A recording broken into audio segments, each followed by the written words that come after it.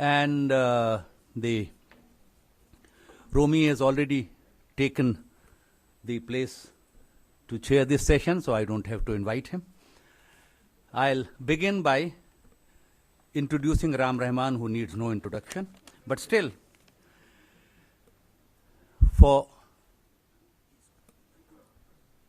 if you're going to do it, then I'll. Yes. So, Ram Rahman is a noted contemporary Indian photographer and curator based in Delhi. He is one of the founding members of the Safdar Hashmi Memorial Trust, Sehmat. Ram Rahman completed his degree in physics from the Massachusetts Institute of Technology. He also received a degree in graphic design from the Yale University School of Art in 1979. He divides his time between Delhi and the rest of the world, particularly New York, where he has lived and worked for many years. When not morphing and mailing images of his friends and other unsuspecting humans, he spends his time photographing and archiving. He is one of our most well-known architectural photographers, and the books that he has authored include Sunil Jana, Photographs 1940-1960, The Sehmat Collective, Art and Activism in India since 1989, co-edited with Jessica Moss, published by Chicago, The Smart Museum of Art. Defending Hussain in the Public Sphere, The Sehmat Experience. Essay in Barefoot Across the Nation, M.F. Hussain and the Idea of India, edited by Sumati Ramaswamy, published by Routledge. Ram has been associated with Sehmat from the time of Sehmat's inception 26 years ago. Today, Ram is going to speak to us about the Nehruvian Modern Moment, a view of Delhi's architecture and design, 1947-1985. Ram. Thank you, Ram. I was actually, there was some confusion as to who was to introduce Ram, but Ram, I feel, is in the family, so it's very awkward to introduce him. I had to get all these descriptions for him. I'm very happy that Sohail has done it for us. But I just will now formally ask Ram to deliver his lecture to us.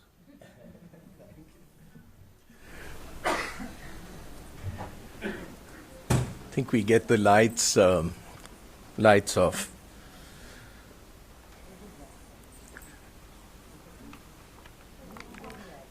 Thank you all for coming to this lecture in the series on Nehru and the Indian Modern, which Sehmat has been holding for the last 8 or 9 months in collaboration with the India International Center. And we would like to thank the India International Center for hosting this series, which has kind of become an extended series. And one of the reasons for doing it was, of course, the 125th birth anniversary of Jawaharlal Nehru.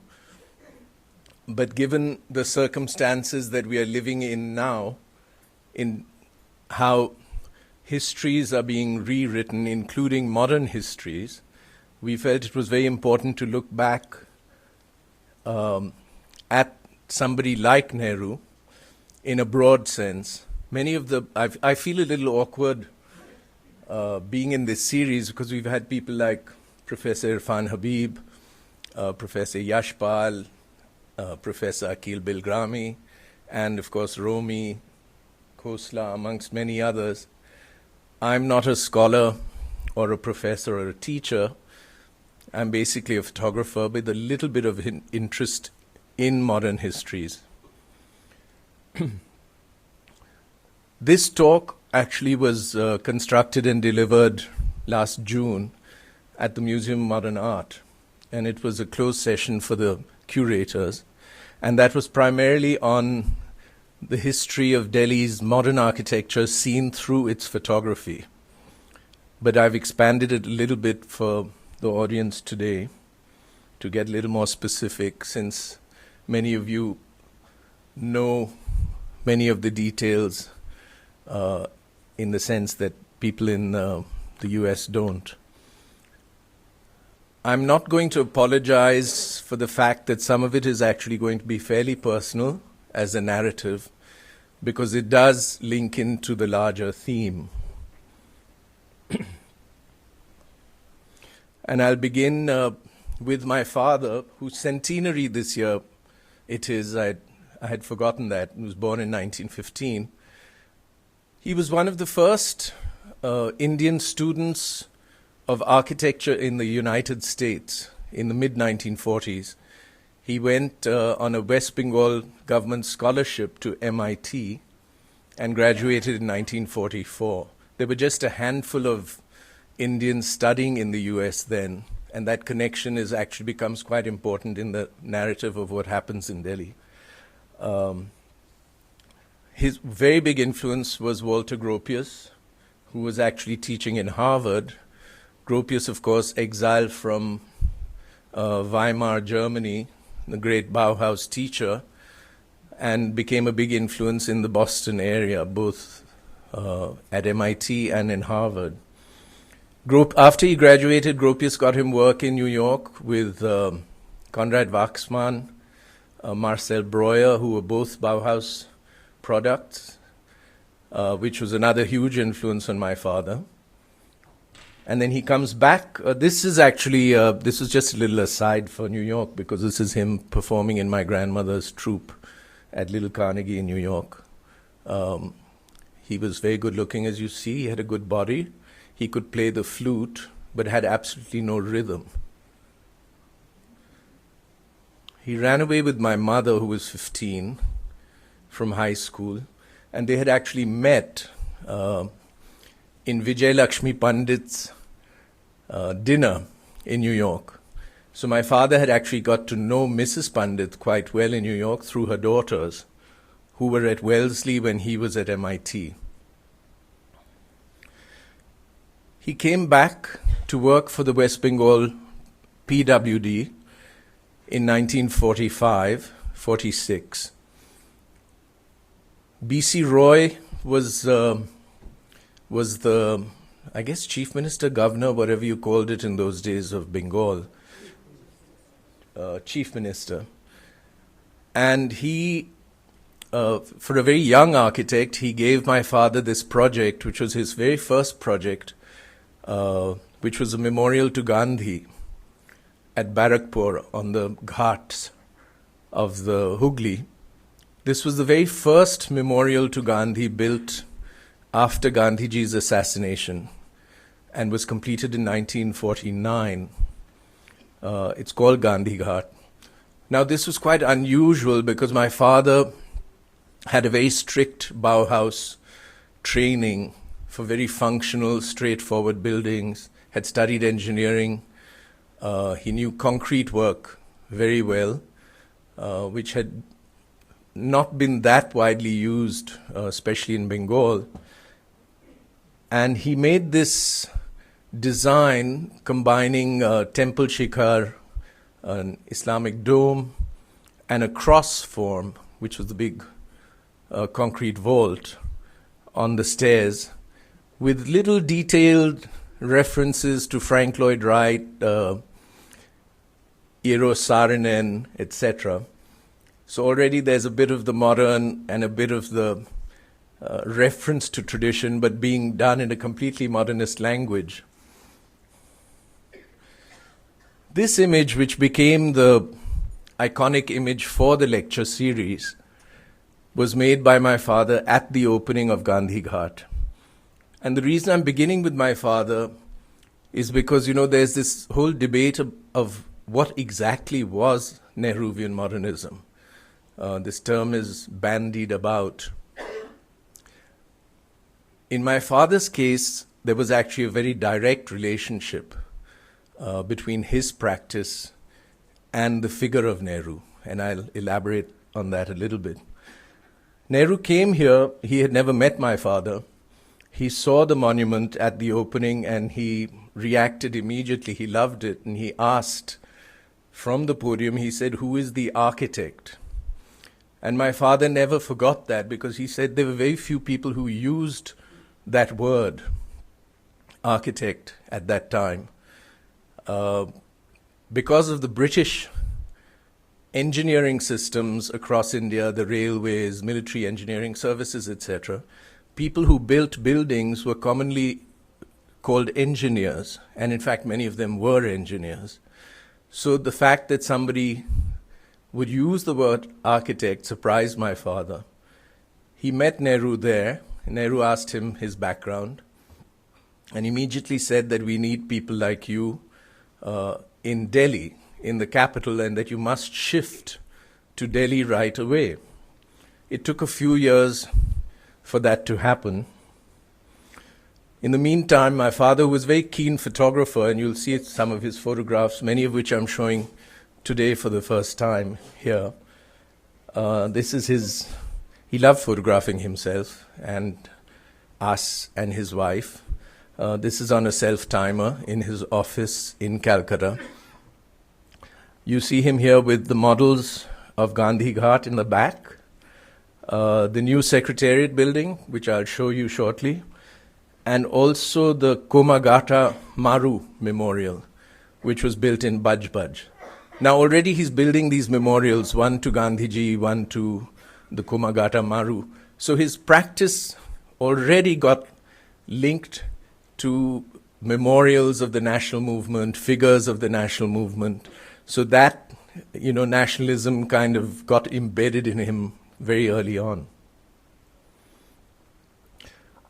This is with the model on the steel beam at the construction of the new Secretariat in Calcutta. Oops, sorry. And that was the new Secretariat building.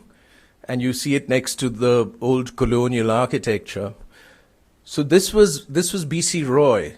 This was not Nehru who, promoted this. And I did want to emphasize that there's a whole slew of people who were involved in creating that culture of the moment. When he finally comes to Delhi in 1953, this is pretty much almost what Delhi looked like then. This is old Delhi, and you see at the bottom of the picture the wall where Delight Cinema, etc. are now, before it was destroyed, before it was taken down. Much of the land around Delhi was quite barren, rocky, dry. This is, of course, an aerial shot around 1937, 38. The big imperial project of Herbert Baker and Edwin Lutyens. Here also you get an idea of exactly how barren Delhi was. And this is actually very important, because what happens with the creation of the new city, which expands what the British city had done to the south of Shahjahanabad, is very different from the example of Calcutta, Bombay, even Madras, cities which the British had built in the past century. They were already big urban agglomerations. Delhi, on the contrary, became, in a sense, the building of an entirely new capital after the British. And there was all this open land on which to construct. Actually, down here, where is the little pointer? There's something interesting in this photograph. Yeah. Next to where the Getty Images word is, this is taken off their website for free without paying. Down there is a very large tomb, which may be Lodi or pre-Lodi period. Many of these were actually, this is roughly where the Rail Bhavan is now. And there are a couple images of this tomb, and it's a really large tomb. It's like one of the tombs right behind us here. The British actually did destroy many ruins in the building of New Delhi. This is just to give you an idea. This is Imperial Delhi. This was shot 3 days ago in Rashtrapati Bhavan. This is Edwin Lutyens' grand staircase inside the Rashtrapati Bhavan. And within 30 years, we come to J.K. Chowdhury's staircase at IIT. And that's what this journey is going to be about. How we jump from that imperial imagination to this modernism. My mother, who was a dancer, as most of you know, this is a rare shot discovered in Homai Vairawala's collection.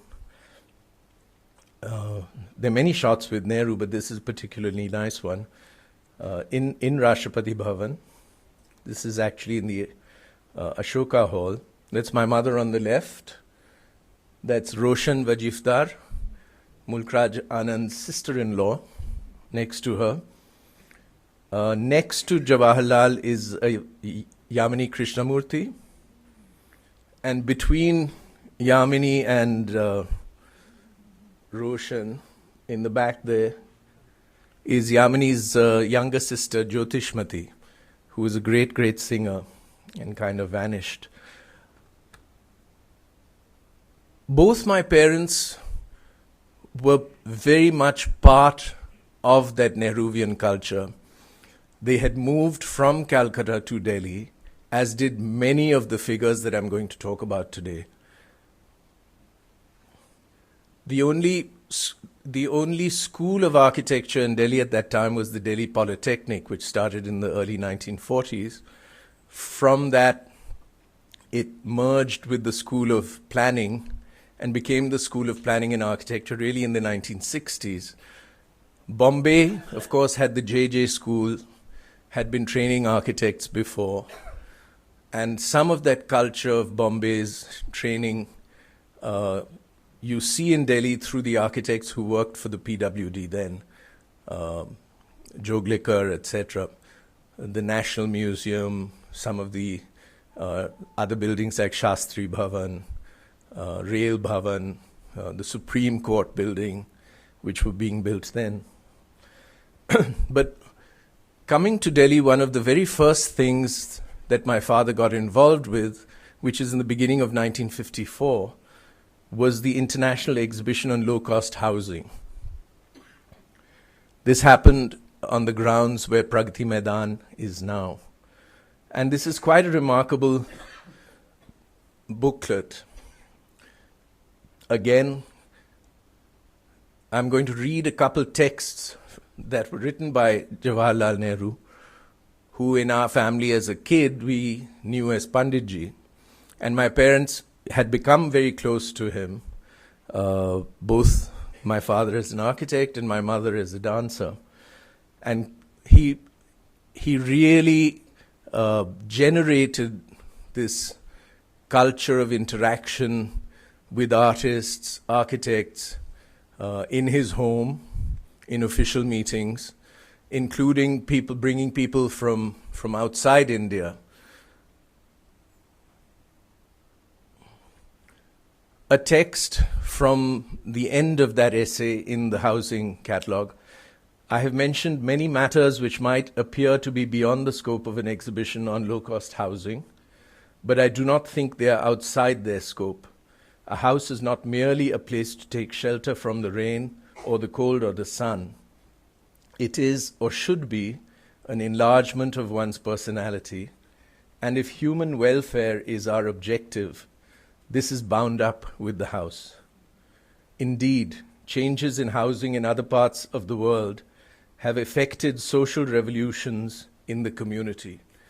So here is a man who has a quite distinct idea of the role of architecture and building in social change and social revolution. And that is something that he really engendered, supported, and helped generate a community of bureaucrats. It was not just Nehru alone, but by giving this kind of guidance, he really opened the field to other people in other states. The governor of Punjab, already Chandigarh was being built in the late 40s and the early 1950s. Nehru did not bring Corbu here. Corbu was brought by, the people who were already involved in Chandigarh, after the air crash when one of the planners had been killed. But he got very excited by Corbu as a figure. This was the little house that my father did in that housing exhibition. Huge booklet with a number of, this is 1954, so right in the beginning, this is the kind of vision that's coming up for the new India. Something very basic, something very simple, something very pragmatic. And for someone like my father who had this Bauhaus training, this was perfect because this is exactly what that training had been about. This is an aerial view of that exhibition. This is Pragati Maidan. And this is the entrance gate which was designed by my father for that. In the back you can see the Purana Killa. And the gate was decorated by many of the artists who were either living in Delhi at that time or who had also begun to gather from all over India. So there was work here done by Elizabeth Brunner, who was the Hungarian, who lived in Delhi for many years and whose mother had taught at Shantiniketan, by Premoja Chowdhury, whose name has been forgotten by many people, and a number of other artists. And this actually was also part of Nehru's vision. He had decreed that in any government building, a certain percentage of the budget would be used to produce art, murals, sculpture on the buildings. And in the 1950s and the 60s, that incentive actually helped the careers of many artists, most famous amongst them Hussain and Satish Gujral, with the murals that they did in Delhi. It really gave them a ground footing economically to then go ahead with their art practice. This was the government housing my father was doing in R.K. Puram. This ideal of working for the government never left him. Many of the architects who had initially started working for the government left and started private practices, but my father never did. He continued right till the end with that ideal. His only regret was that the shift from Bengal to Delhi, he lost, I think, 6 years of his pension benefits, etc., which couldn't be transferred from Bengal. And he regretted it the rest of his life because his pension was quite low at the end. The University Grants Commission building, 1954. These are the institutions of the new India which are being set up. University Grants Commission was set up by Maulana Azad. Azad's impact on building institutions of education and culture like the 3 academies, which followed a little later, was extremely important. Here is a fairly straightforward Bauhaus-style building with a little bit of decorative elements that you can see on it. This is at ITO. Here is another thing that happened with Delhi when that wall was torn down and the sort of economic zone was built with the Delhi Stock Exchange, Delight Cinema, etc., along the southern edge of Shahjahanabad. The other axis, which came down from Firozshah Kotla, Nehru designated it as Fleet Street to put all the newspaper offices down there, the Indian Express, Times of India, Patriot, etc. And then the tax offices, the University Grants Commission offices all came up in that zone. So in a way, it was one of the biggest building projects that had happened after the Mughals and after the British. But the aims of this was very different. This was, building the institutions for the new democratic country. This is 1954. That's my father there with the model of the GPO, the post office, on what became Patel Chowk, with Rajendra Prasad, who was president then. 1955, Nehru gave the Padma Shri to my father, who's 40 years old.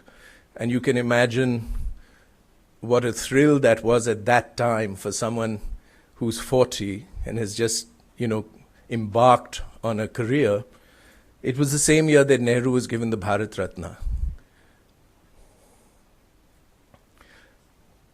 Maulana Azad died in 1958, and my father had quite a lot of interaction with him when the three academies were being conceived, Lalit Kala, Sangeet Natak,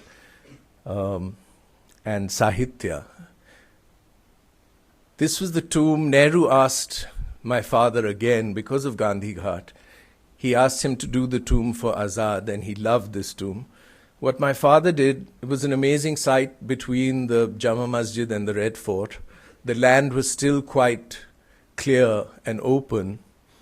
My father took the arch from the front of the Jama Masjid, the exact proportion of the arch, and created this cross-barrel vault, thin-shelled concrete structure,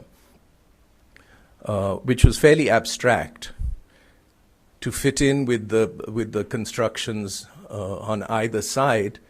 But he used a traditional Mughal jali at the base as a definition, as a sort of tribute to that classical tradition. This again was something that Nehru really loved.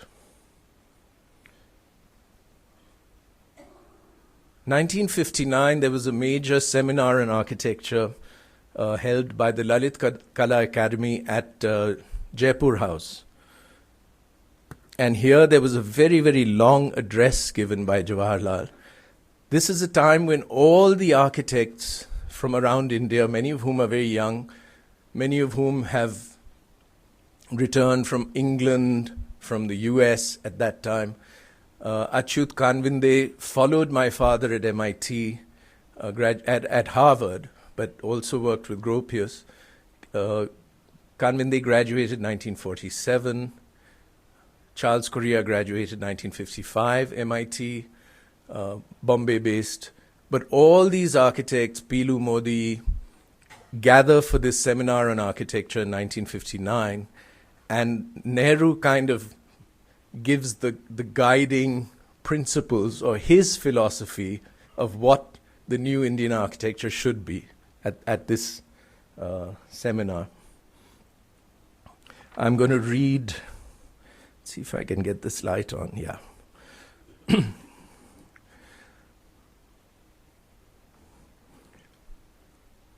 This is from Nehru's text at that seminar.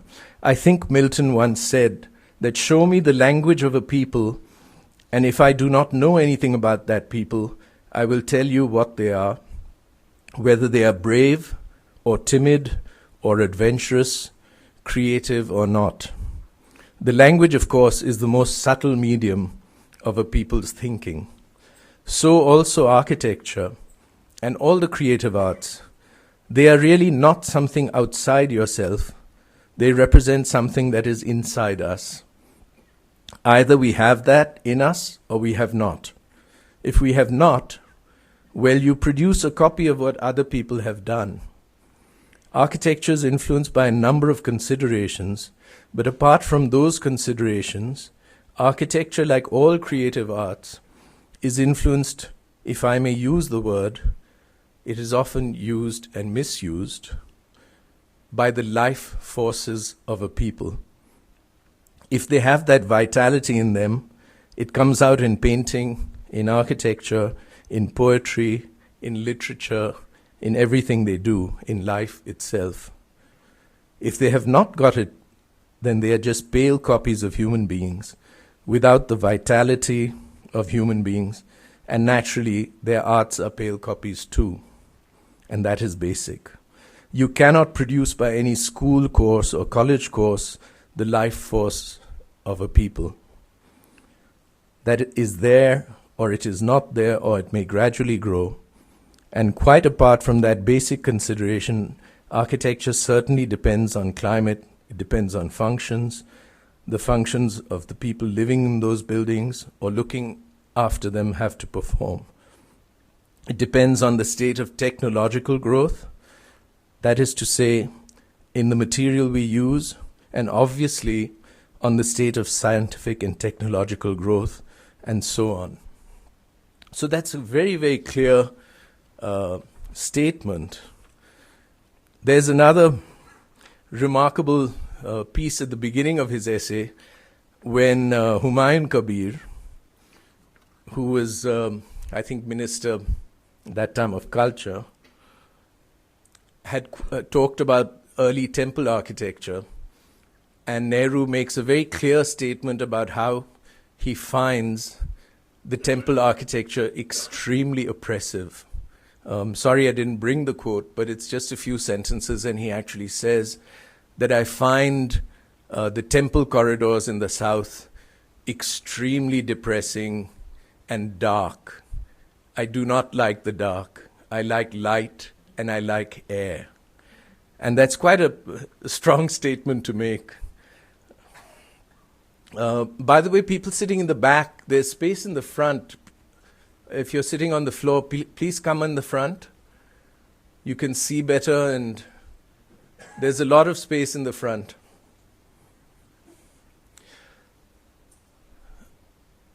As Azad died, the three academies had been already conceived, and the building again was given to my father by Nehru. The piece of land, if I'm not mistaken, and I think some researcher can dig up the records, was got from the Waqf board. Because on that piece of land, on that what became the Mandi House Circle, there were actually ruins, like in much of New Delhi. And there was a ruin of a small mosque and some graves on that site. What you're seeing here is the very first model that my father did for Rabindra Bhavan. And you see it looks almost like the UGC building, looks like an office building. This is another view. When Nehru saw this, he blew his top. He yelled at my father, he was very famous for his temper, and said that, what is this? He said, this looks like an office building. You're building a cultural center in the memory of Rabindranath Tagore, and this building has nothing to do with the philosophy of Tagore. And my father came back like shaking. I was very, very little, but I remember that because these intense discussions took place in the house. And he told Nehru, he said, and Nehru said that you've done the Gandhi Ghat, you've done the Maulana Azad, and they're so beautiful. Why can't you do this? And my father said, well, those are memorials, those are single structures, and I haven't done an institutional building which has that kind of a language, a formal language or spirit. And Nehru said, well, do it, because I know that you can do it. And they actually sat as the design developed. So in many ways, what ended up as the academies and Rabindra Bhavan was a direct collaboration between Nehru and my father. And that's where the personal really comes in, because it was a very important stage in my father's development. This is him going over the final plans of the Rabindra Bhavan as it finally took shape. And what my father did is he separated the buildings, the academy buildings on one side, the gallery on one side, and left the ruins of the mosque and the graves in the middle. There was this mound, a natural mound, which has slowly been wiped out, and the last few years actually dug up, and a big structure has been built over there. This is 1961. Another piece of text from that same seminar, which I think would be of relevance here, was in reference to Chandigarh. And as I said, Nehru was not the man who brought Corbu to Chandigarh, but when Corbu came, he just loved the man, he loved the idea, he loved his intellectual vision and engagement. And this is what he says. Now I have welcomed very greatly one great experiment in India, which you know very well, Chandigarh. Many people argue about it. Some like it, some dislike it. It is totally immaterial whether you like it or not. It is the biggest job of its kind in India. It was a whole new city which was being built. That is why I welcome it. It is the biggest because it hits you on the head, because it makes you think. You may squirm at the impact, but it makes you think and imbibe new ideas. And the one thing that India requires in so many fields is to be hit on the head so that you may think. I do not like every building in Chandigarh. I like a few very much. I like the general conception of the township very much. But what I like above all is this creative approach, not being tied down to what has been done by our forefathers and the like, but thinking out in new terms, trying to think in terms of light and air, comes back here, and ground and water and human beings, not in terms of rules and regulations laid down by our ancestors. Therefore, Chandigarh is of enormous importance regardless of whether something in it succeeds or something in it does not succeed. As a matter of fact, even now, many things in Chandigarh have spread, many ideas in small and big ways. Chandigarh, as you well know, is more famous in the world than most Indian towns or cities, excepting the well-known 3 or 4, simply because it is a new thing coming out.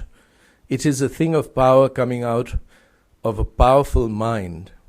And if you want anything of power, it must come out of a powerful mind, not a flat mind or a mind which is a mirror, and that too, not a very clear mirror reflecting someone else's mind. There is no doubt that Le Corbusier is a man with a powerful creative type of mind. Because he has that, he may become extravagant occasionally. He can produce extravaganza occasionally, but it is better to have that than to have a swelled head with no mind at all. Mr. Winston Churchill was once accused of having a swelled head. His answer was, it is better to have a swelled head than no head at all. The main thing today is that a tremendous deal of building is taking place in India, and an attempt should be made to give it a right direction and to encourage creative minds to function with a measure of freedom so that new types may come out, new designs, new ideas, and out of that amalgam, something new and good will emerge. This is again 1959. So that's the background of Rabindra Bhavan. The earlier model got adapted a little bit and in a way became the WHO headquarters on Ring Road many years later. This is what emerged at Mandi House in 1961. Completely different from a formal language that my father had ever used before, using jalis, using brick, using the quartzite stone of Delhi with sloping walls in reference to the Tughlaq buildings, which were scattered all over Delhi. As I said, still barren at that time. You could see many of those monuments across the mustard fields.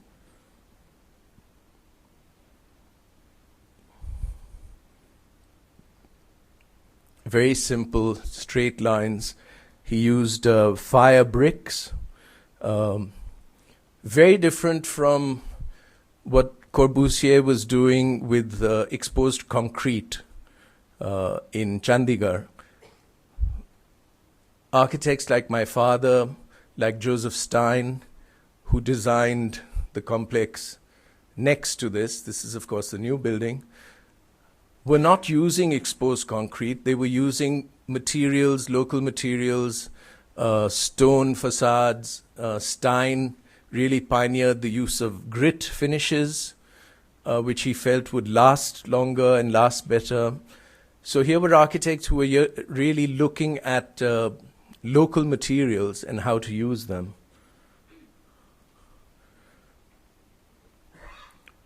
This is the internal stair. This, of course, a lot of this has been defaced and deformed, but that's another story. I think it's still one of the nicest gallery spaces in Delhi. But this kind of openness, airiness, here you have the light and you have the air. On the left is the upper gallery, what it used to look like with its northern skylights and skylights along the wall. And on the right is what it has become now. The floors were torn out, the terrazzo floors. Basically, they were perfectly fine floors. And this cheap wooden veneer was put. False ceilings were, and the whole staircase was sealed. This, unfortunately, was really to generate retirement incomes. And it's the change of what happened from the 60s to the kind of corruption that we live in now, which is actually manifest in building. And I think you can see that, quite obviously. And this is where that idea of the social in architecture that Nehru had an idealism about has turned into something completely different. This was from the Hindustan Times at the same time. I did manage to stop them putting glass facades on the jalis, on the Rabindra Bhavan, which is on the right. And they were going to build a lift shaft on top of where the graves were, like a huge brick lift shaft going up to the upper part of the gallery. That didn't happen, but after his Rabindra Bhavan experience, his design completely changed, became more expressive, still using completely modern material, but this is the Patel Bhavan, this is the government buildings being done, of which he did many across Delhi and in also many other parts of India. The designs were generated here and sent across the country. You see the articulation of the pillars, quite simple using concrete, but at least there's a style and a visionary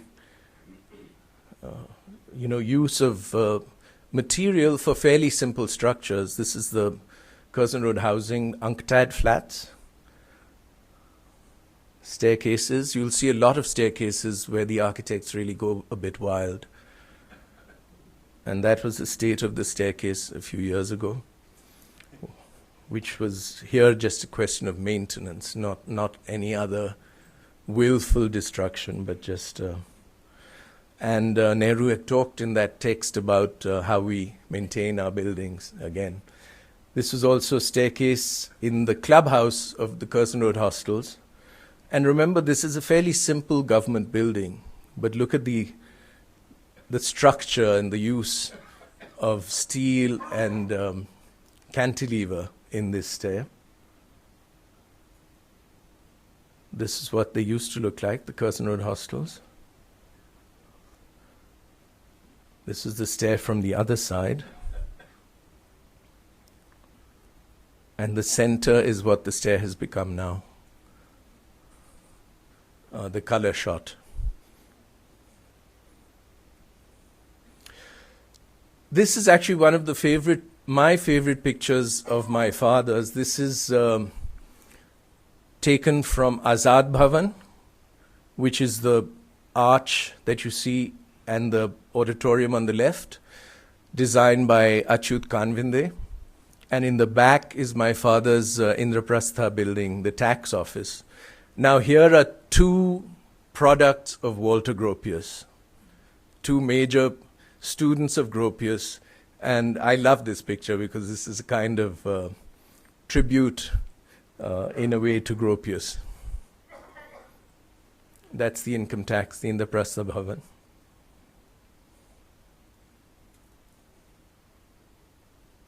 And another view.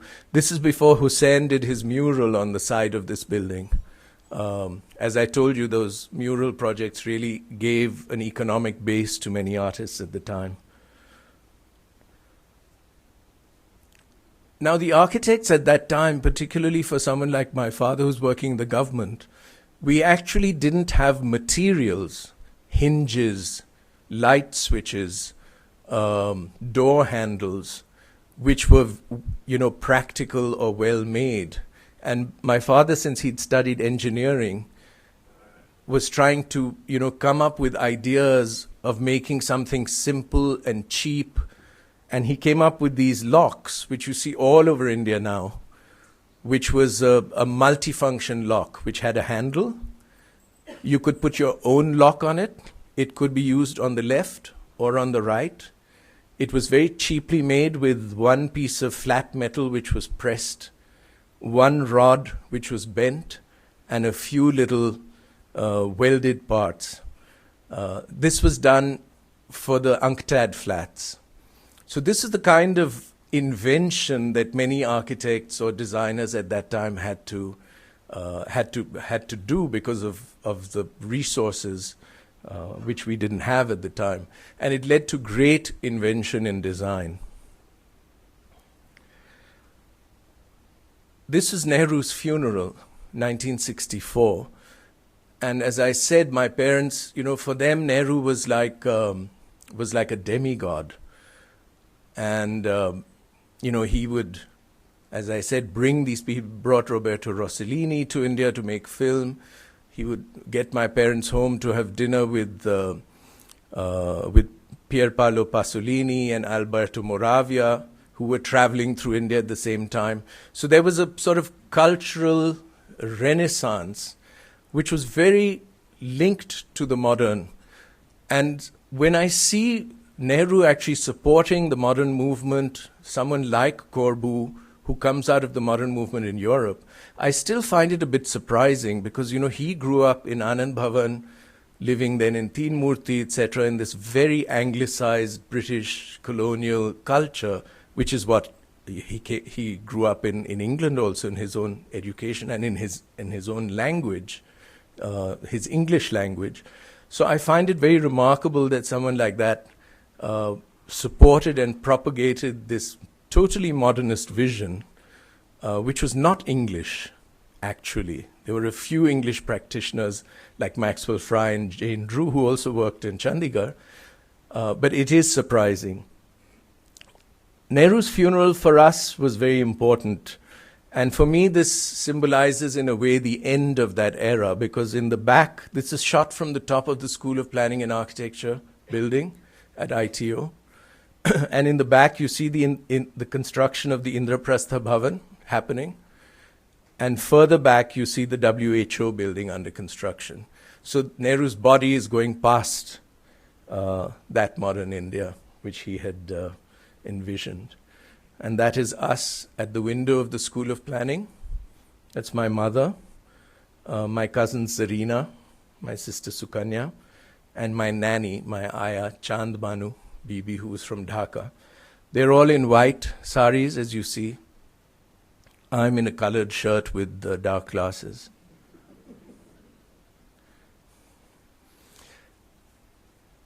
Switching now, I'm going to jump a little back and forth. I wanted to talk about the broad culture of Delhi at that time. And I'm sticking to Delhi because it's something that I know very well. And you'll see later when I show you Madan Mahata's photographs why the site of Delhi actually is very important in our modernity. Patwant Singh, who came from a contract background, his parents were contractors who had helped build New Delhi. The family had a house on what was Rattenden Road, now known as Amrita Shergill Marg, just across the lawn here, had started a magazine called Indian Builder in Bombay.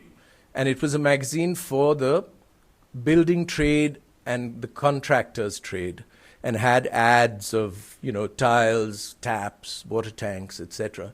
He came to my father in 1955 to ask if he could publish the new secretariat in Calcutta, because that building was the first modern, tall, steel frame structure in India. So it was kind of revolutionary in its structure.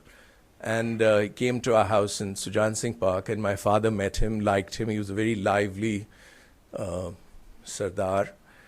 And my father said to him that, why don't you also start a design magazine? Why just contracting? And Patwant thought that's a great idea. And that generated design. This is the announcement in Indian Design, in Indian Builder, saying that from the 1st of January 1957, we have Design magazine coming out. This was very important in Delhi's culture at that time. I'm going to show you some of the remarkable covers, the graphics of design, done mainly by Dilip Chaudhary, the great, great graphic designer, again somebody whose name has really vanished in history, which is a great, great shame. Dilip Chaudhary was design director. Dilip Chaudhary then went on to do all the covers of Seminar magazine for the Thapars, for Raj and Ramesh Thapar. This was the editorial board. And just look at that. When I showed this at MoMA in June, they almost fell off their chairs. Because, you know, these people were not just names on the editorial board. They were actual contributors. Everyone wrote for the magazine. Initially, it was very thin. It got thicker and thicker and thicker. And it became the venue for publishing all this new design which was happening across India. Architecture, dance, music. Charles Fabry was writing architectural criticism. The longest piece that Charles wrote on architecture in Design magazine was on the India International Center when it was first built. Narayana Menon was writing on music, on dance. Fabry was writing on dance. Ram Kumar on painting. Ram Kumar from Paris. Krishna Reddy from Paris. Long articles on surrealism, you know, bringing ideas in from there. This is Patwant Singh consulting with an important editorial advisor, whose name I will not take, in his home, and that's a Noguchi lamp. You can see Patwant's style in this picture. But he was somebody who was completely self-taught and became this incredible, you know, globe-trotting sort of design and politics aficionado also. But look at these covers.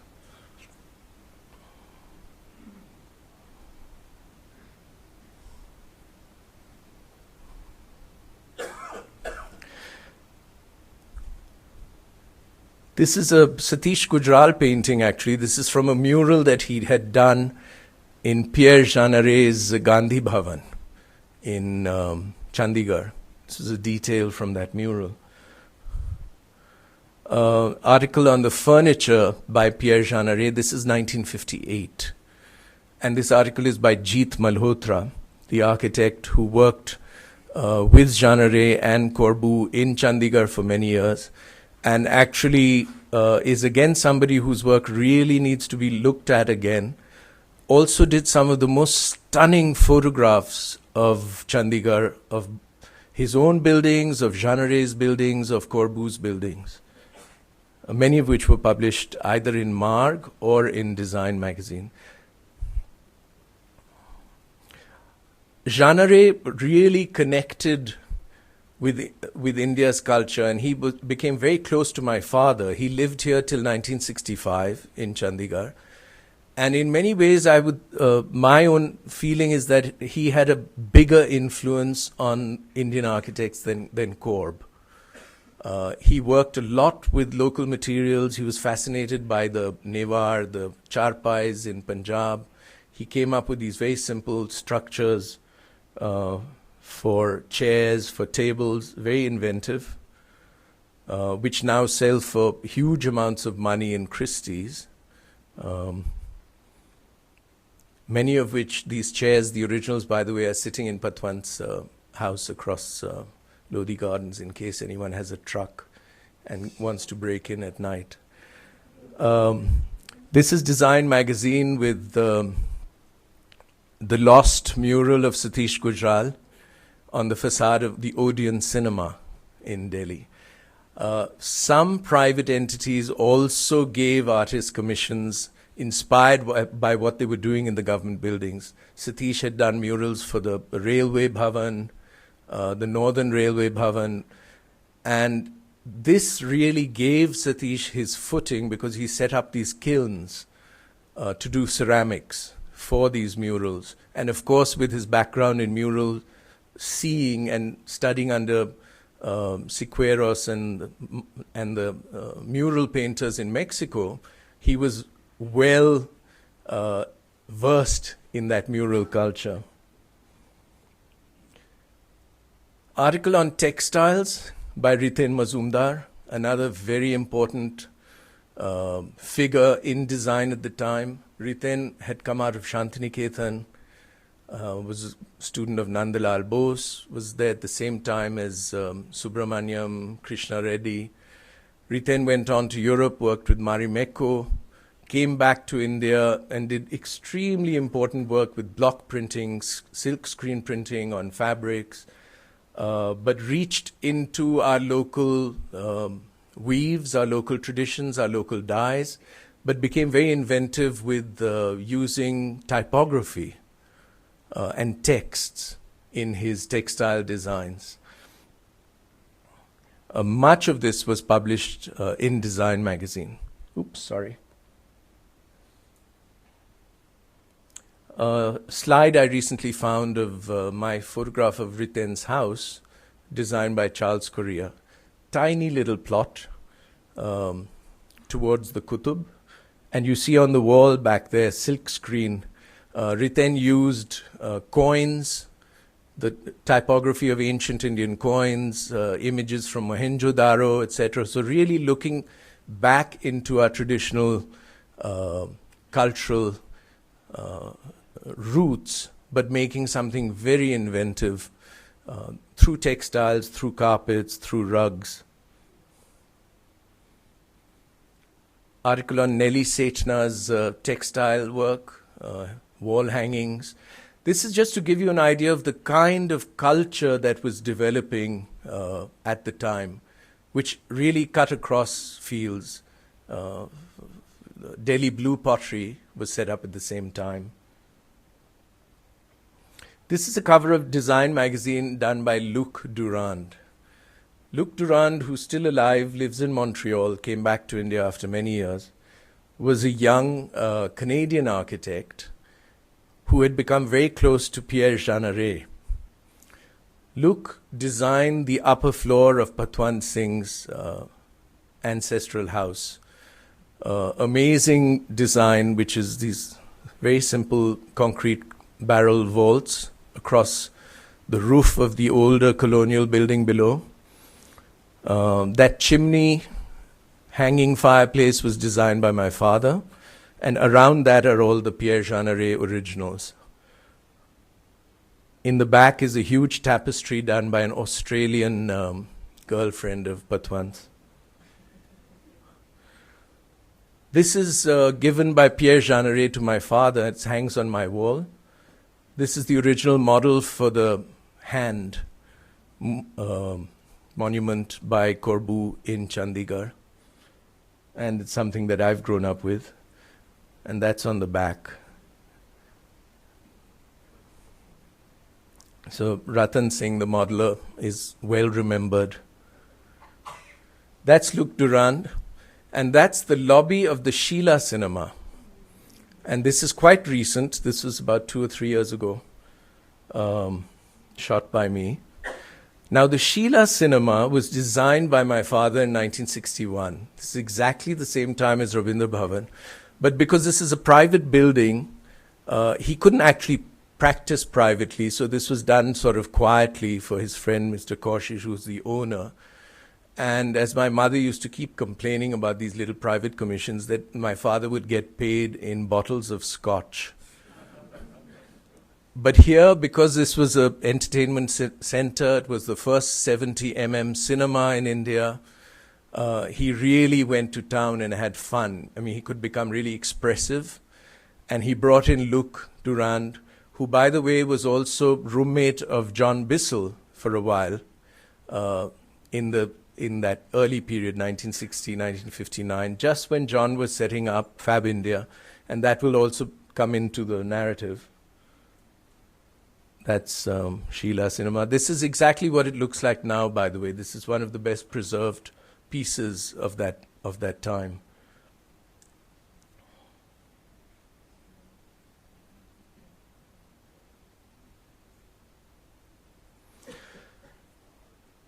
The design culture of those first 15 years after independence in India was extremely cosmopolitan.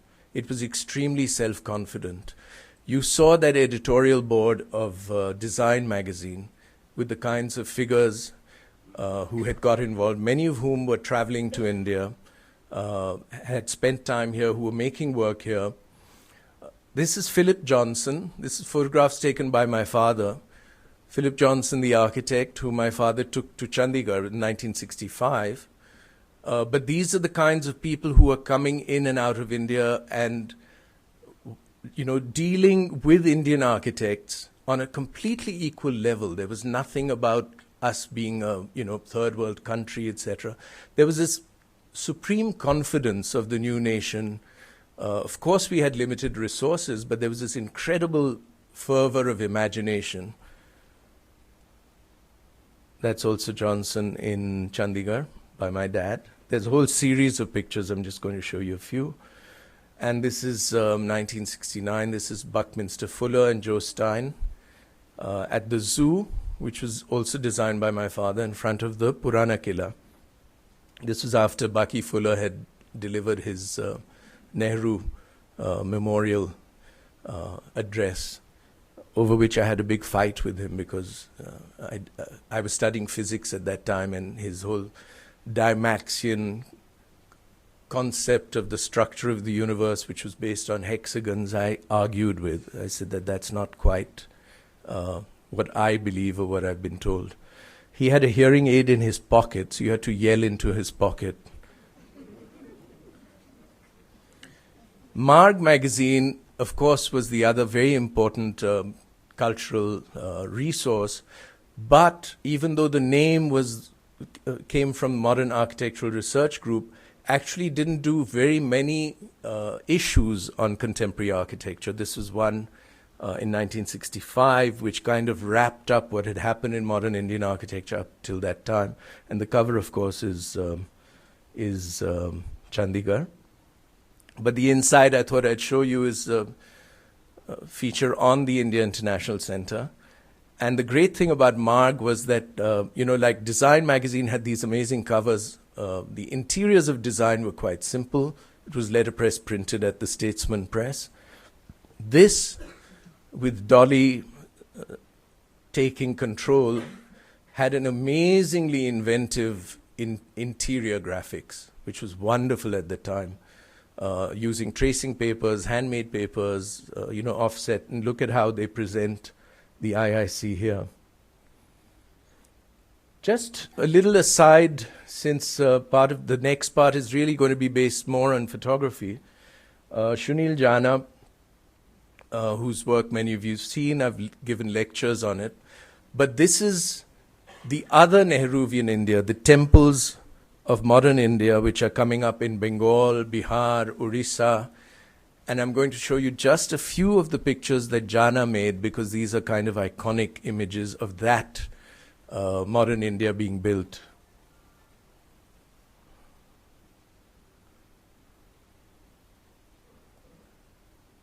These are the steel plants, the jute mills.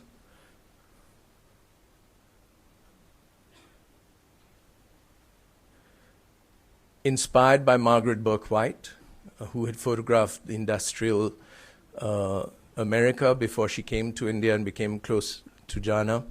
And Burke-White had, of course, also photographed the Industrial Revolution in Russia from the 20s onwards, under Stalinist Russia.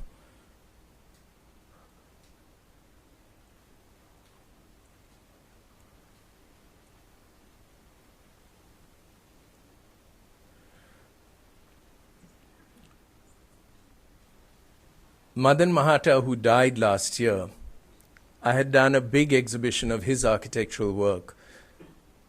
This is all photography based, but here is something remarkable because there was this incredibly talented photographer who had studied, one of the first to have formally studied. He studied in England. The family had studios in Rawalpindi, Srinagar, Delhi. In fact, right now it's the centenary of the Mahata Studios, and there's a wonderful exhibition up at the Indira Gandhi National Center in the Twin Galleries. Please go see it. It's really the first exhibition in India which is a tribute to a single photography studio.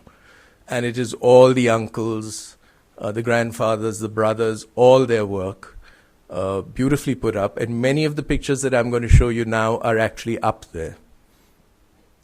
Madan happens to be in Delhi at a moment in time when all these architects have gathered here and are producing visionary work, a lot of which was actually for the state, for the government. It was the biggest employer at that time, and gave them a free hand. This was the exhibition. This was in Bombay. This was the kind of building that Stein, Kanvinde, my father, came to when they arrived in Delhi. This was Sapru House. And these were primarily done by the Bombay trained architects, and you can see that kind of culture that that they brought with them into this kind of building. This is in the 1950s. This was Ashoka Hotel. The thing with Madan is he was, of course, a well-trained photographer, but it turned out that he had an amazing eye for architecture. He really understood architecture. He had a Linhof camera with a wide-angle lens, essential for making these incredible images of architecture. So this is a double-edged, double whammy. You have an amazingly talented photographer, and you have architecture, which is equally visionary, being photographed by this man. An incredible document of a scale of modernism which is actually very rare anywhere in the world. And I'm only going to show you a small slice. I don't know if any of the architects are sitting here, I can't see in the dark. This was the structure of Kanvinde's Perilal Bhavan in the ITO. See the Patriot building in the back. That's Kanvinde's Gujarat Bhavan in Chanakyapuri. Contrast that to the new Maharashtra Sadan, which has come up on Curzon Road, opposite the Anktad Flats, which my dad had done. I mean, one can go into any of the new government buildings, the new Ministry of External Affairs, which has come up opposite the National Museum, which Lalit Mansingh told me was directed by Jaswant Singh.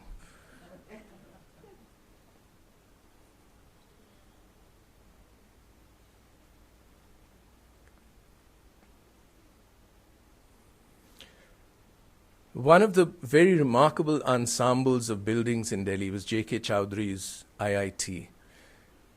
The IITs were actually initiated in the 1950s, the ideas by Maulana Azad again. This was the institution building of that period, and this is literally the institution building. J.K. Chowdhury had worked in Chandigarh.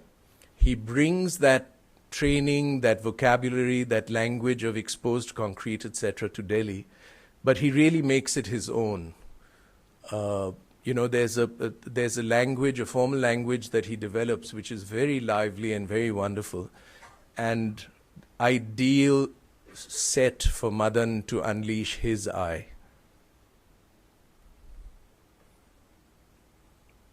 You see those genre-inspired chairs?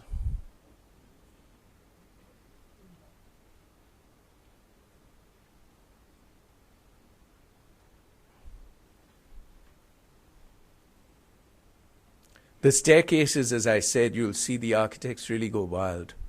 because this is where they can really push their expressive and technological capabilities and really have fun in the building.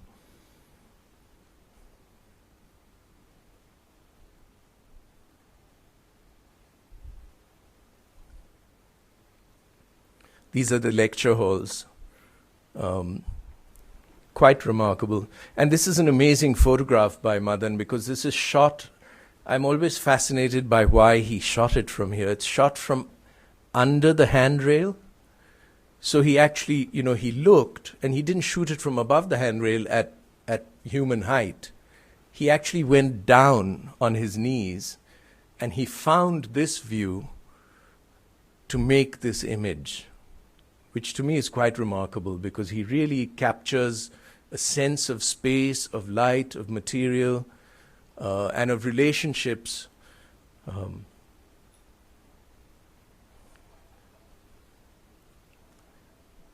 And this is very visionary work. This is, these are the institutions where the young are going to be trained in the new sciences. This is the whole thrust of the Indian modern, even in thinking. This is hitting them on the head. This is to make you think.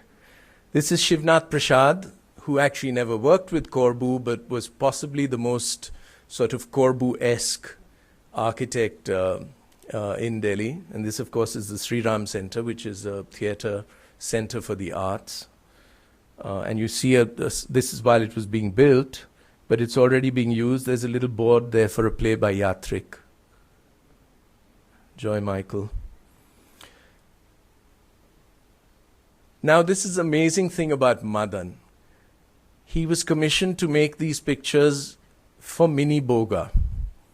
Mini Boga, who was making furniture out of teak, possibly inspired by Jean Arrêt and the culture of the times, but there was this great invention.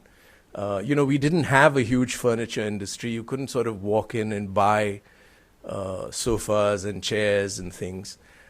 People like Ravi Sikri, who had trained as an architect, Mini Boga, began making furniture, very simple, beautifully made, using rope, using cloth, using canvas.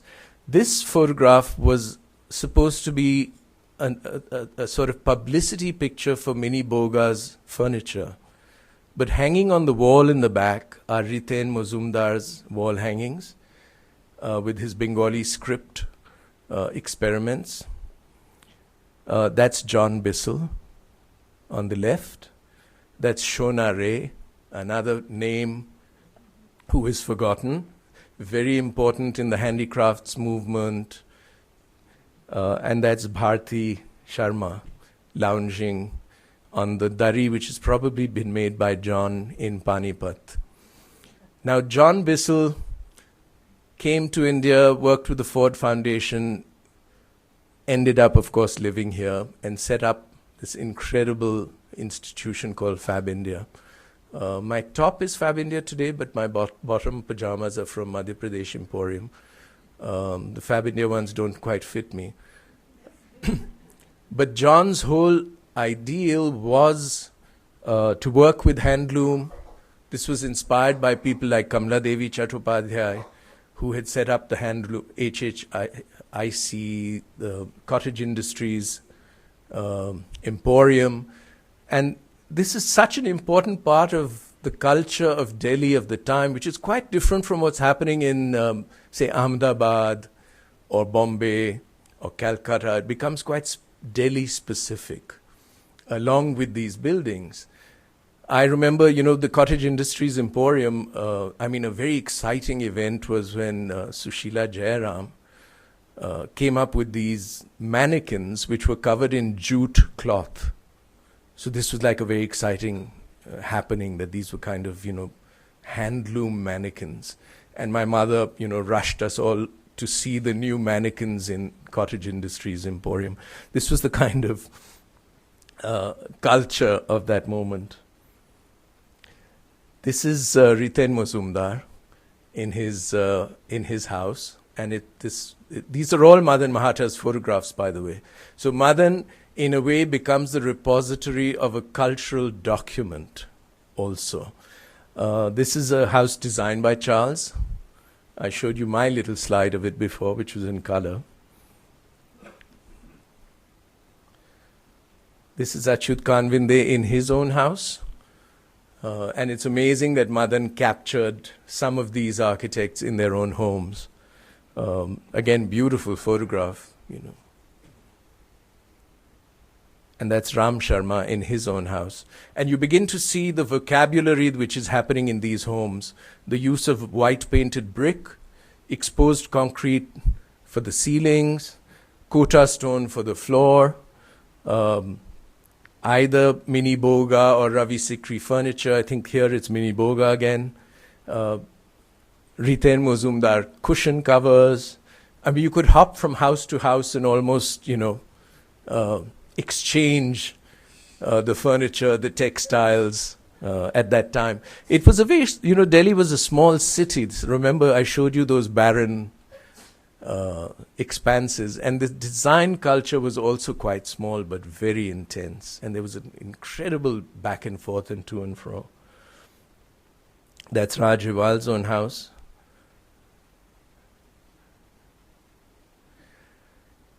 And now we come to Joseph Allen Stein. Stein had come from California, where he left the country because of rising McCarthyism in the early 1950s. He landed up in France. And Stein was not, you know, overtly political or something, but he did make that leap. And in France, he was contacted by, oh God, I'm losing my memory, from Los Angeles. He was on the editorial board. Richard Neutra. Alzheimer's, early Alzheimer's. Richard Neutra had been asked actually by B.C. Roy to help set up the architecture department at the Bengal Engineering College. And Neutra asked Stein in France whether he would like to come and teach there for a while, and Stein came to Calcutta, which is where he met my father, and he moved to Delhi again because of this atmosphere that, you know, that Delhi was generating. This was the great generator of the new jobs, the new ideas, the coming together of the dancers, the musicians, the architects. You know, the new state was the great new patron. So Stein arrives here and starts doing, you know, many different projects, but a long series of projects he did, and very remarkable, which are actually publicly not very well known because these are factory buildings. These were for escorts. But they're amazing buildings, and each one of them he came up with this very cheap roofing structural material, which is extremely inventive. Wonderful buildings, and designed for great air, for great light for the workers down below, in the real ideals of the modern movement. Again, amazing photographs. This is all escorts. And the American school, which sadly most of it has been torn down, this time not by the government or Narendra Modi, but by the Americans. So those tendencies actually go across. These were also very inventive, sort of parabolic dome, very lightweight material. The last manifestation of that is in the trade fair, the big building, which is, you know, closer to where the metro is now. And this is next door to us, the Ford Foundation.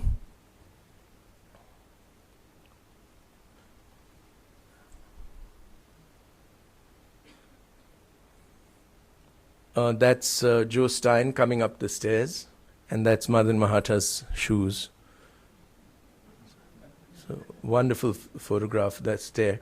And that hanging is probably Nelly Seth now, that you see over there.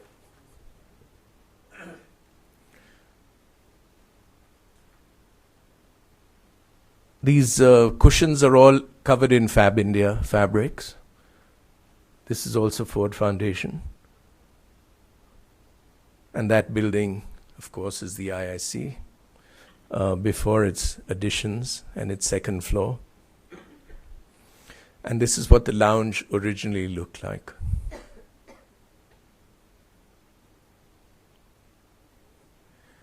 This is Kuldeep Singh. This is the NDMC center in opposite the Jantar Mantar. Again, one of my favorite pictures by Madan. Kuldeep was one of the architects who used exposed concrete quite extensively in Delhi, but very inventively. That's the building. It's a real takeoff and a tribute to Jantar Mantar, which is right opposite. This is his building near the Ashad village. Very hard to see these buildings like this now because they're all covered by trees. This is the design group, Ranjit Sabiki, Syrian church. Raj Rewal, the Asian Games village. We come into a section on housing because housing was very important for many of these architects. This is Kuldeep Singh. It's Malviya Nagar housing, DDA. Extremely inventive use of brick, which of course has all been plastered over now. Yamuna Apartments. This is also Ranjit Sabiki Design Group.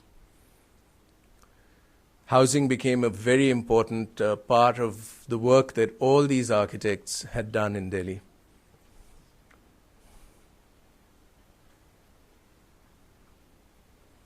Charles Correa, this is the British Council, of course, with the mural by Howard Hodgkin. And this is the building of the LIC building, designed by Charles, shot by Madan. I actually love this picture more than the finished building because it gives an idea of the scale of the ambition of this building in a way, I think, more powerfully than the glass facade ended up. This is the Baha'i temple, which was designed by the Iranian architect Saba. No? And that's what became of Rabindra Bhavan, the first model. This is my father's WHO building on Ring Road. And that's the Hindustan Times, again done by my father as a secret commission.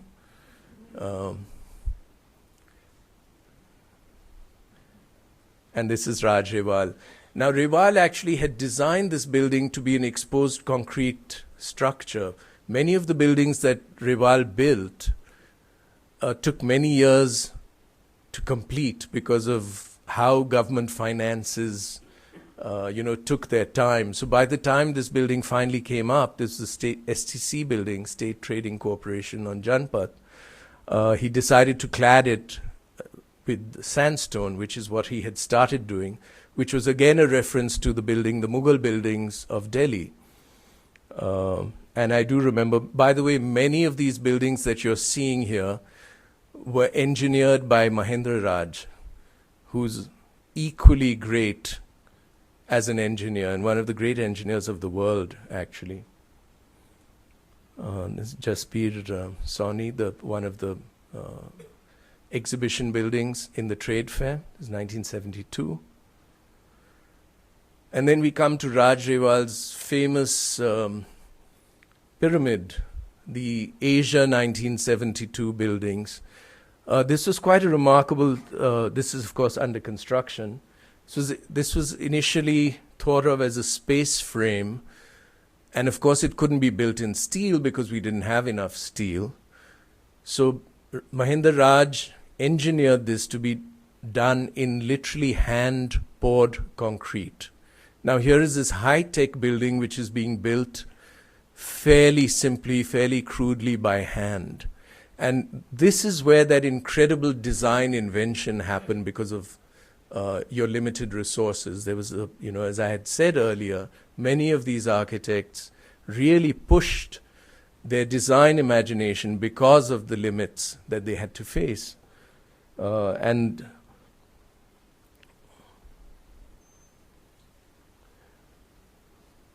remarkable building. And I'm ending with this now because this building and the Nehru Pavilion, which I'm just going to show you, are almost certainly at this point going to be destroyed by this government.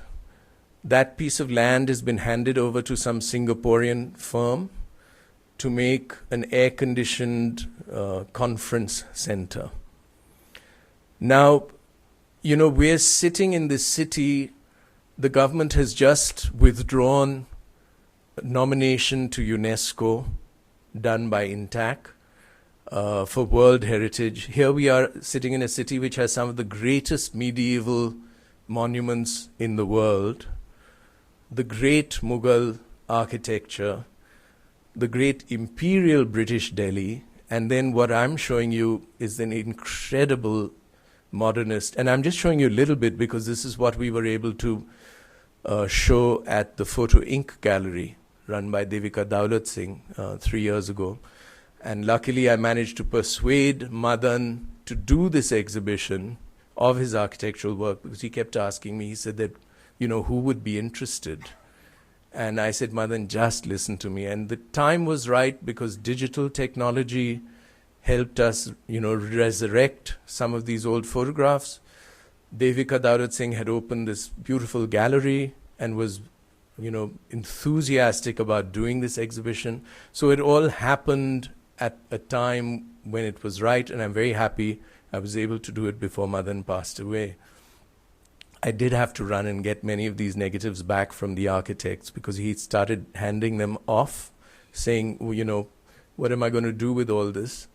But it's a treasure trove. And I don't think we actually realize the site of Delhi, and that's why I wanted to emphasize how barren it was because of that land that this scale of building could happen in this city. When I took this show to Bombay, I remember, you know, people like Charles, etc., agape, because none of this has actually ever been published as a full collection. The one book which was done a number of years ago by Ram Sharma, Moloy Chatterjee, and Raj Rewal was Architecture in India for the Festival of India in France in 1986. But that's, you know, a very important publication because for the first time it had collected a lot of this work together. But the scale of what happened in Delhi is very little known. And this is a, you know, this is a piece of modernism anywhere in the world which is extremely important.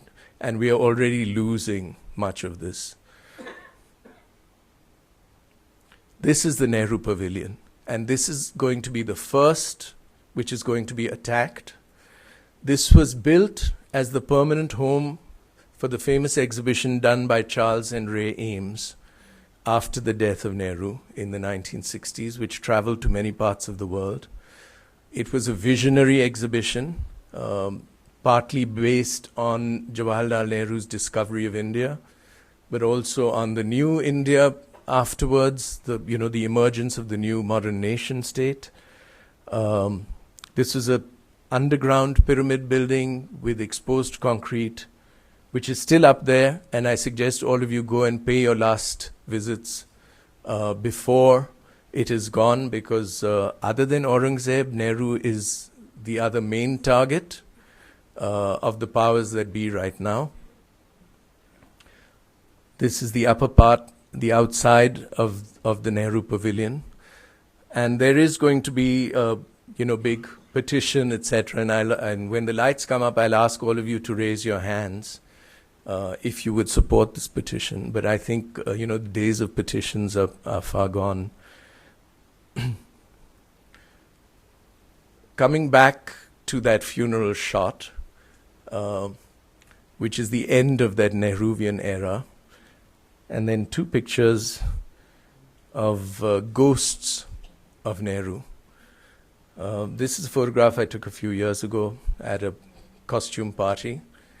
That's Ashok Nehru on the left. as Jawaharlal with his rose. That's Lalit Nirula in the middle as Karunanidhi.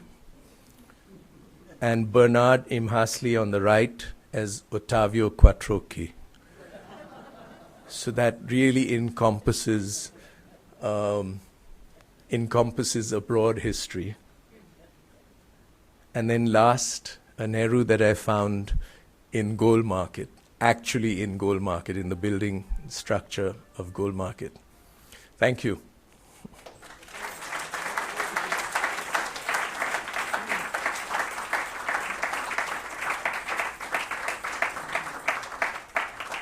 Oh, it went a bit long. Sorry.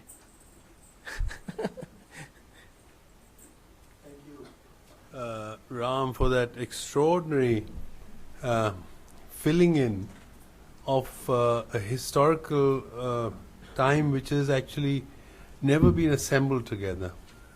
So I think Ram has done an incredible amount of work on defining the design culture of modern India. It's difficult for us to realize this because today we are now living in growingly living in times when the design culture has gone underground.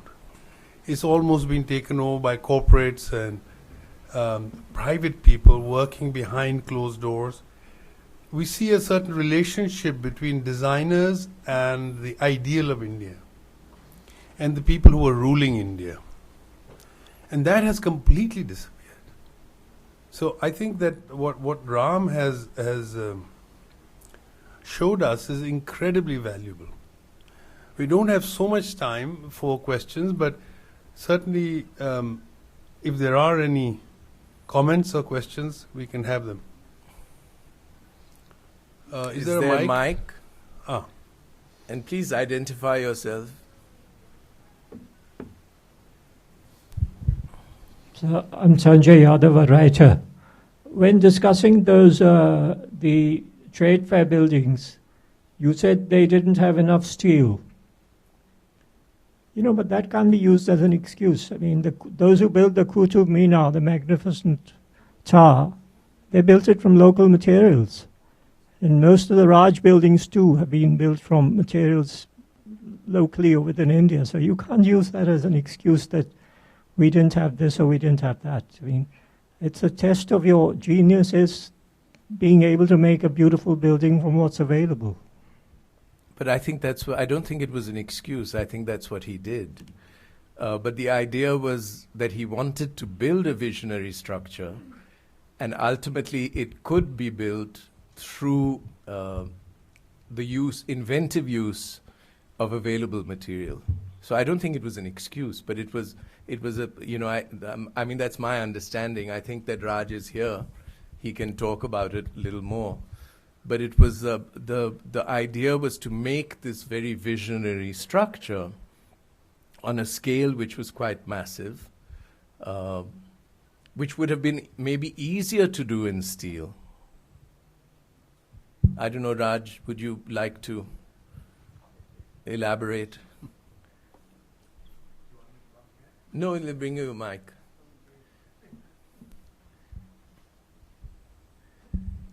Well, I think, imagine 1970 when the project was given to me, and this was the 25th years of India's independence. Don't forget that. And I was very much aware of concrete structures as well as space frame before I got into this project.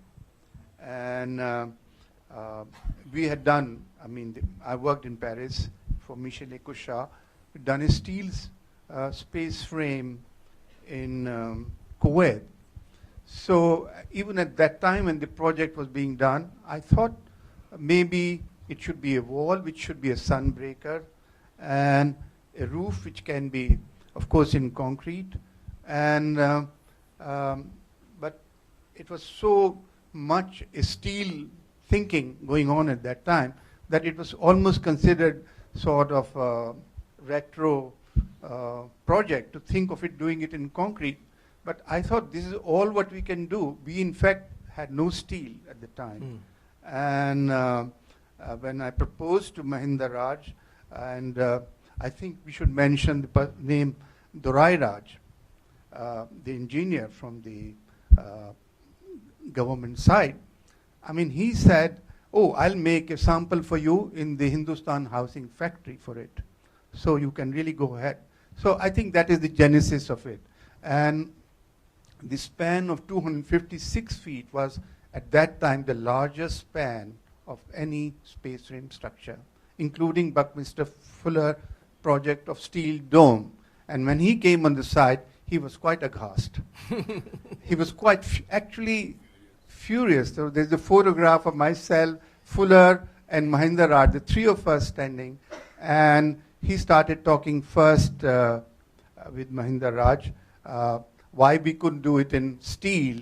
And Mahinda Raj looked at me, and he was almost thinking that, all right, steel could be done, but we don't have it. But I said very positively that that is the ideal thing for us to do. And I have never changed my mind. And when the project was photographed by some French students who went to Philadelphia, and La Roquelet was the mastermind of thinking about space frame structure, he was quite amazed. Okay, this has been done. So he invited me to give a talk there in Philadelphia at that time. And Philadelphia was very much a place where Khan had taught, and there were a lot of Fuller students there, and they all kind of started slightly attacking the project. Okay, why have you done something in concrete which is meant to be in steel? So I started explaining a little bit, but Monsieur Racolet stood up and explained much better the project, and he said, look, when we first started doing the space frame, it was done by shelving systems which were available in steel in USA during the war. And actually it makes a lot more sense to do it in concrete because you can use steel rods the way you want, and the way we have used steel plates in the tension areas is quite remarkable, and we could have such thin members that could always be only be made by handmade structures. So actually we had achieved something, and I was very surprised. I was not very surprised when the French curator came for the Pompidou Museum. They said, oh, this is what the French wish could have done at one time. And that's where it is being exhibited. So I have no, let's say, thinking that we translated a steel structure in concrete. In fact, I must say Murad Chaudhry then, a couple of years after, did something in Kashmir, carried on this in concrete. So I think it makes sense to do things our own way. That's it. Are there any more questions?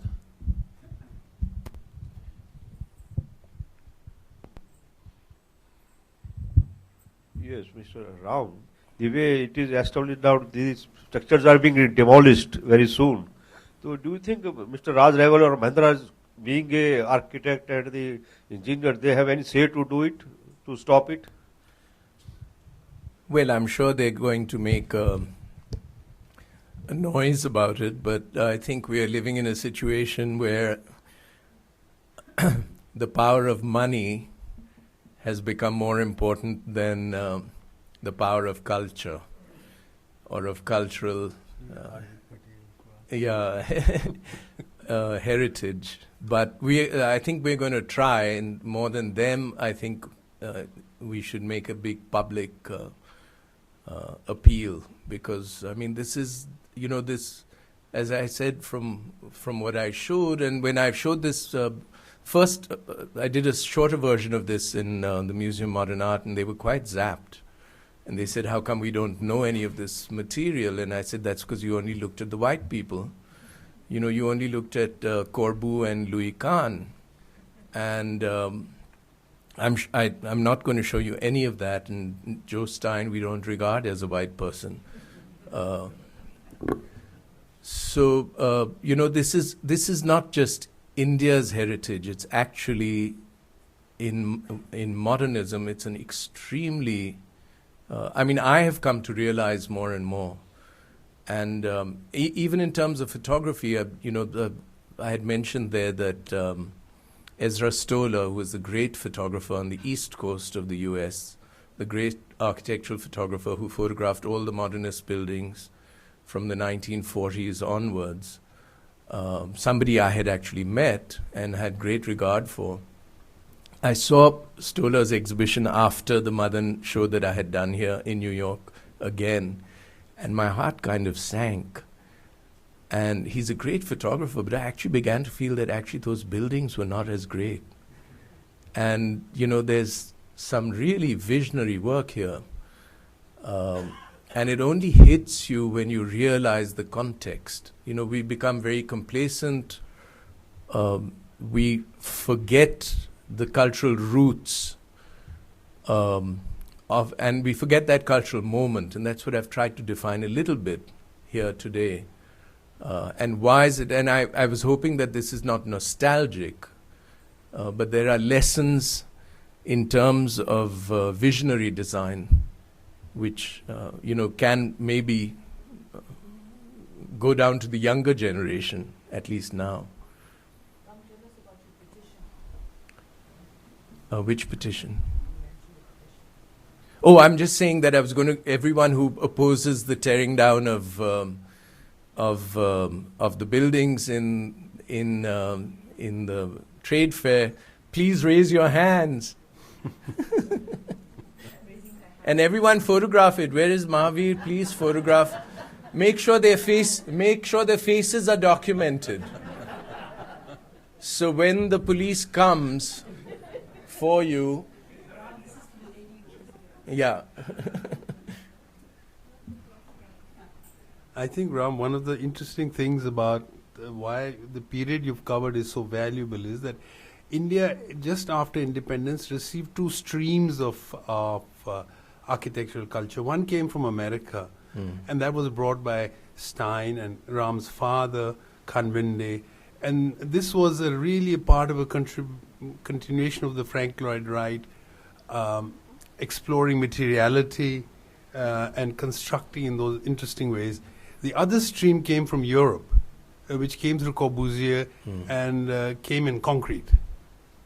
And that has Jugal Chaudhry and all of these Kuldeep Singh, etc., came out of that particular tradition. So I think India as a ground for having both these streams of modernism, and steel never came. So the whole Frank Lloyd Wright and that, the Mies van der Rohe tradition never came to India. But the pre-steel traditions from both the streams came to India, and they are we are actually the only place in the world where both of them exist simultaneously, and that was mainly because of Nehru. So we'll have one last question before we... yes, anybody? All right, no more questions? There's One more, yes. It's actually a comment, Okay. but it sort of fits into Ram's framework. Kamla Devi, you forgot her. No, I mentioned Kamla Devi. Did you? Well, I think you could do much more with Yeah. her- No, about her the setting work. up Yeah. of cottage industries, HHEs, etc. yeah. But there's also another strand which fits in, which is the town planning thing by Lakshmi Jain and Faridabad and all that, which I think, in a sense, would be In worth fact, coming in, yeah. I didn't read that. The first part of the text that I had here was a quote from Shafi Said, which was actually quite interesting, you know, and you find now on the web you can trace articles in the newspapers which came out a while ago, and Shafi, this was a piece from the Hindu which was quite interesting, talking about the American tradition. Shafi was talking about town planning in Delhi, and he says, while B.G. Kambo and I did architecture from MIT, there was B.G. Fernandez, a pass out of UCLA. This is all in the 50s, mid-50s. B.N. Rahalkar, a landscape architect from Harvard, and yet another architect, Sri Manohar, from the University of North Carolina. In this vibrant company, I had the great advantage of building my own city. Now, these were the planners, the urban planners. And Albert Mayer, who had worked on Chandigarh also, had been in Delhi, had been brought as an advisor, and he kind of mentored many of these. But Shafi also says here, Nehru famously used to call Delhi the graveyard of many an empire and the nursery of a new republic. He was very interested in building a great city out of Delhi. This was Shafi's quote. So, well, thank you very much, Ram, for a terrific talk.